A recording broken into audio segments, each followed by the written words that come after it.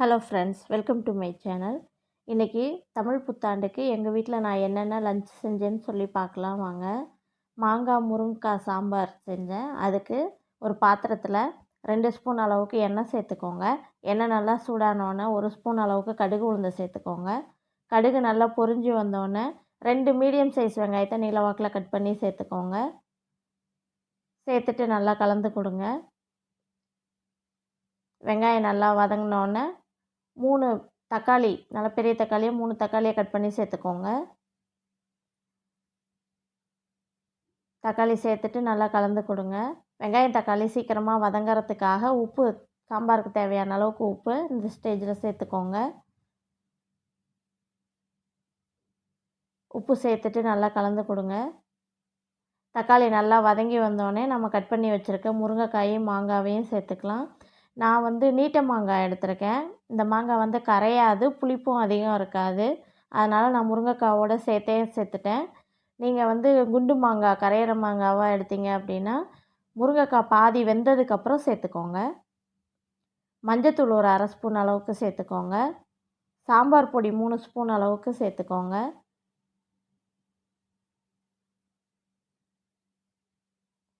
சேர்த்துட்டு நல்லா கலந்து கொடுங்க. மசாலா எல்லா காயிலையும் நல்லா பிடிக்கிற மாதிரி நல்லா கலந்து கொடுங்க. கலந்துட்டு காய் மூழ்கிற அளவுக்கு தண்ணி சேர்த்துக்கோங்க.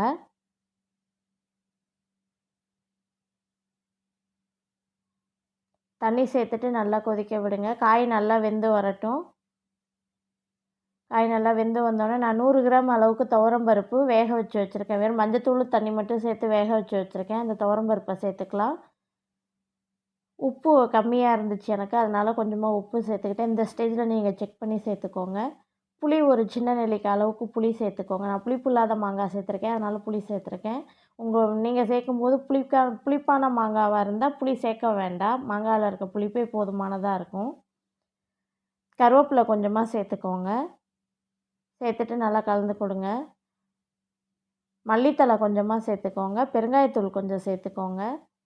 சேர்த்துட்டு ஒரு 2 நிமிஷம் கொதிக்க விட்டு ஆஃப் பண்ணிடுங்க. அவ்வளோதான், நம்மளோட மாங்காய் முருங்கைக்காய் சாம்பார் ரெடி ஆகிடுச்சு. அடுத்து வாழைப்பூ பொரியல் செய்கிறதுக்கு நான் வாழைப்பூவை பொடியாக கட் பண்ணி மஞ்சத்தூளும் உப்பும் சேர்த்து வேக வச்சு எடுத்து வச்சுருக்கேன். ஒரு கடாயில் 2 ஸ்பூன் அளவுக்கு எண்ணெய் சேர்த்துக்கோங்க. எண்ணெய் நல்லா சூடானோடனே 1 ஸ்பூன் அளவுக்கு கடுகு உளுந்து சேர்த்துக்கோங்க. கடுகு பொரிஞ்சோன்னே ஒரு மீடியம் சைஸ் வெங்காயத்தை பொடியாக கட் பண்ணி சேர்த்துக்கோங்க.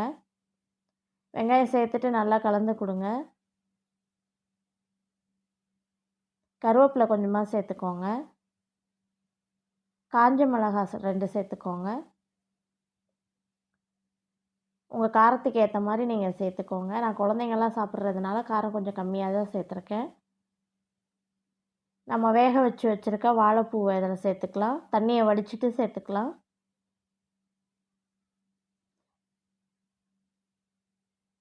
சேர்த்துட்டு நல்லா கலந்து கொடுங்க.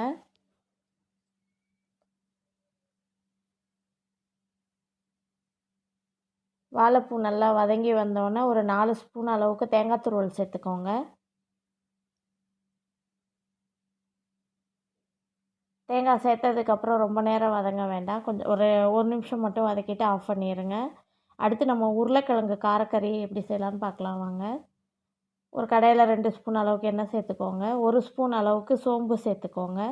சோம்பு பொரிஞ்சோன்னே ஒரு வெங்காயத்தை பொடியாக கட் பண்ணி சேர்த்துக்கோங்க. சேர்த்துட்டு நல்லா கலந்து கொடுங்க. வெங்காயம் நல்லா வதங்கி வரட்டும்.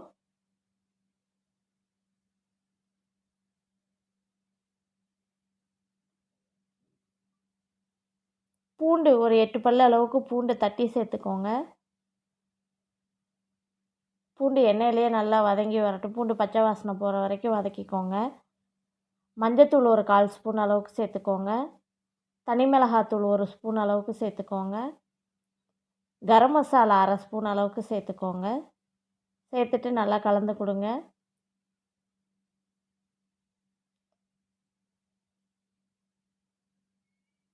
அடுப்பை சிம்மில் வச்சுக்கோங்க, இல்லாட்டி மசாலா கருகிரும். உப்பு தேவையான அளவுக்கு சேர்த்துக்கோங்க. ஒரு டம்ளர் அளவுக்கு தண்ணி சேர்த்துக்கோங்க. தண்ணி நல்லா கொதித்து வந்தோடனே கருவேப்பிலை கொஞ்சமாக சேர்த்துக்கோங்க. நாம் உருளைக்கிழங்கு வேக வச்சு தோல் நீக்கிட்டு பொடியாக கட் பண்ணி வச்சுருக்கோம். அந்த கட் பண்ண உருளைக்கிழங்கை சேர்த்துக்கலாம். சேர்த்துட்டு நல்லா வெந்து வரட்டும் உருளைக்கிழங்கு. இதில் இருக்க தண்ணி கொஞ்சம் ட்ரை ஆகணும். தண்ணி நல்லா சுண்டி வந்தோடனே ஒரு 4 ஸ்பூன் அளவுக்கு தேங்காய் துருவல் சேர்த்துக்கோங்க. சேர்த்துட்டு கொஞ்சம் ட்ரை ஆனோடனே ஆஃப் பண்ணிக்கோங்க. அவ்வளோதான், நம்மளோட உருளைக்கிழங்கு காரக்கறி ரெடி ஆயிடுச்சு. ரசம் வந்து நார்மலாக நம்ம புளி தக்காளி எல்லாம் கரைச்சிட்டு ஜீரக மிளகு பச்சை மிளகா கருவேப்பிலை எல்லாம் தாளித்து விட்டு நுரக்கட்டி வந்தோடனே இறக்கிக்கோங்க. எனக்கு வீடியோ மிஸ் ஆகிடுச்சு. இன்னொரு நாள் இந்த ரசம் ரெசிபி தனியாக போடலாம்.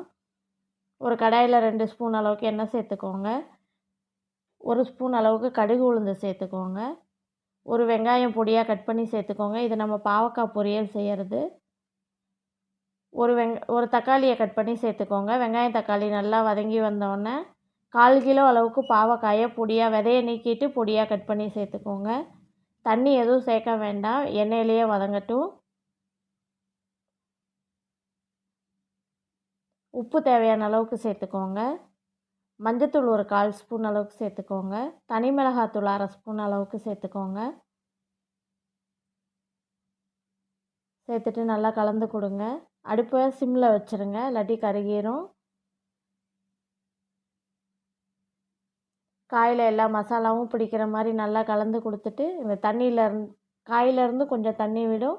அதுலேயே மூடி போட்டு வேக வச்சு கொஞ்சம் தேங்காய் துருவல் துருவி இறக்குனீங்கன்னா பாவக்காய் பொரியல் ரெடி ஆயிரும். மெதுவடைக்கு வந்து நான் 2 டம்ளர் அளவுக்கு உளுந்து 1 மணி நேரம் ஊற வச்சு மிக்சியில் தான் நான் சேர்த்து அரைச்சிருக்கேன். நான் எக்ஸ்ட்ரா அரிசி மாவு எதுவுமே சேர்க்கலை, வெறும் உளுந்து மட்டும்தான் சேர்த்துருக்கேன். தண்ணி கரெக்டாக சேர்த்து அரைச்சிங்க அப்படின்னா இதுவே நல்லா வெளியில் கிறிஸ்பியாக உள்ளே சாஃப்டாக நம்ம கடையில் சாப்பிட்ற மாதிரியே நல்லாயிருக்கும்.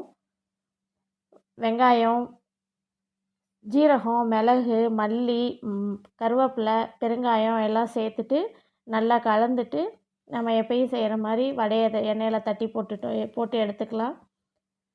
நம்ம அரைச்சி வச்சுருக்க மாவு எல்லாத்தையும் பேட்சாக போட்டு எடுத்தோன்னா நம்மளோட மெதுவடை ரெடி ஆயிரும். அடுப்பு வந்து மீடியம் ஃப்ளேமில் வச்சுக்கோங்க. ஹை ஃப்ளேமில் வச்சிங்க அப்படின்னா வடை போட்ட உடனே செவந்துரும், உள்ளுக்குள்ளே வேகாமல் இருக்கும். அதனால் மீடியம் ஃப்ளேம்லேயே வச்சு எல்லா வடையையும் பொரித்து எடுங்க.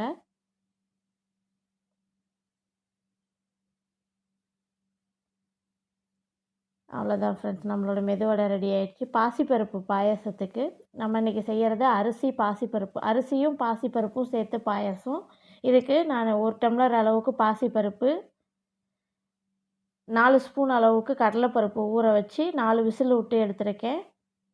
1.5 கப்பு அளவுக்கு வெல்லத்தை பொடிச்சு அது அழுக்கு இருக்கும் இல்லையா, அதுக்காக 1 கப் அளவுக்கு தண்ணி சேர்த்து அதை ஃபில்ட்ரு பண்ணி எடுத்துக்கிட்டேன்.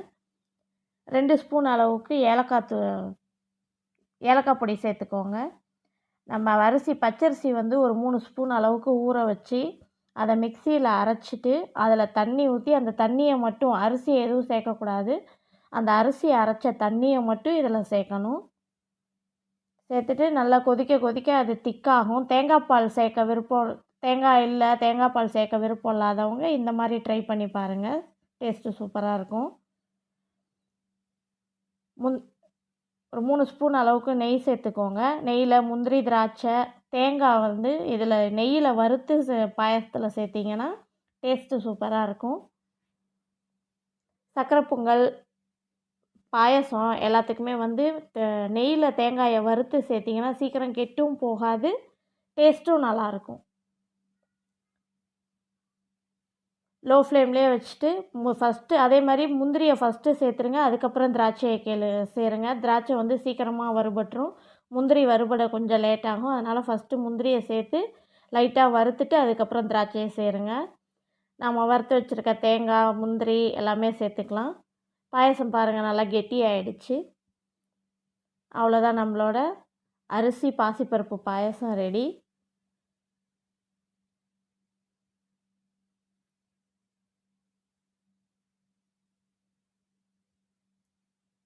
மாங்காய் பச்சடி செய்கிறதுக்கு ஒரு கடாயில் 2 ஸ்பூன் அளவுக்கு எண்ணெய் சேர்த்துக்கோங்க. எண்ணெய் நல்லா சூடானோன்னே 1/2 ஸ்பூன் அளவுக்கு கடுகு உளுந்து சேர்த்துக்கோங்க. கடுகு நல்லா பொரிஞ்ச உடனே 2 காஞ்ச மிளகாய் கட் பண்ணி சேர்த்துக்கோங்க. 2 பச்சை மிளகாய், கொஞ்சம் கருவேப்பிலை சேர்த்துக்கோங்க. மாங்காய் வந்து நான் 1/2 கிலோ அளவுக்கு மாங்காவை கட் பண்ணி சேர்த்துருக்கேன்.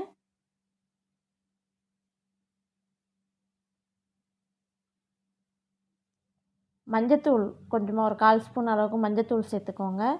உப்பு தேவையான அளவுக்கு சேர்த்துக்கோங்க. 1/2 ஸ்பூன் அளவுக்கு தனி மிளகாத்தூள் சேர்த்துக்கோங்க. சேர்த்துட்டு நல்லா கலந்து கொடுங்க.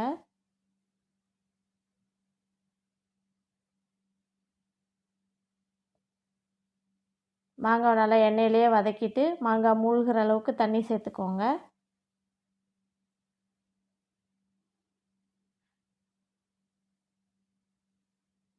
நான் 1 கப்பு அளவுக்கு வெல்லத்தை காய்ச்சி வச்சுருக்கேன். பாகு மாதிரி இல்லை, கொஞ்சமாக தண்ணி சேர்த்து அதில் இருக்க டஸ்ட்டெல்லாம் வடிகட்டுறதுக்காக சேர்த்து வச்சுருக்கேன். அதையும் சேர்த்துட்டு கொஞ்சம் திக்காகிற வரைக்கும் கலந்து கொடுங்க. அவ்வளோதான், நம்மளோட மாங்காய் பச்சடி ரெடி. தேங்க்ஸ் ஃபார் வாட்சிங். சேனல் பிடிச்சிருந்துச்சுன்னா சப்ஸ்கிரைப் பண்ணுங்கள், சப்போர்ட் பண்ணுங்கள்.